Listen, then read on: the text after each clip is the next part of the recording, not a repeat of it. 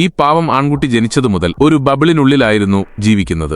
ആ കുട്ടി ജനിച്ചത് ഒട്ടും പ്രതിരോധശേഷിയില്ലാതെയാണ്. ഒരു ചെറിയ അണുവിനു പോലും അവന്റെ ജീവനെടുക്കാൻ കഴിയും. അതിനാൽ അവന്റെ മാതാപിതാക്കൾ അവനെ വളരെയധികം ശ്രദ്ധിക്കണം. 4-ാം വയസ്സിൽ മാതാപിതാക്കൾ അവനെ ആശുപത്രിയിൽ നിന്ന് വീട്ടിലേക്ക് കൊണ്ടുവന്നു. അതിനുശേഷം അവനെ അവന്റെ മുറിയിലേക്ക് കൊണ്ടുപോയി. ആ മുറിയും ഒരു ബബിൾ പോലെയുള്ള പ്ലാസ്റ്റിക് ഗോളത്താൽ ചുറ്റപ്പെട്ടതായിരുന്നു. റബ്ബർ കയ്യുറകളിലൂടെ മാത്രമേ അവന്റെ മാതാപിതാക്കൾക്ക് അവനെ തൊടാൻ കഴിയുമായിരുന്നുള്ളൂ. അവന്റെ കളിപ്പാട്ടങ്ങളെല്ലാം അണുവിമുക്തമാക്കിയിരുന്നു. എല്ലാ ദിവസവും അമ്മ അവനുവേണ്ടി വീട്ടിൽ തന്നെ ബിസ്ക്കറ്റുകൾ ഉണ്ടാക്കും. അവയും അണുവിമുക്തമാക്കിയ ശേഷമാണ് അവൻ കഴിക്കുന്നത്.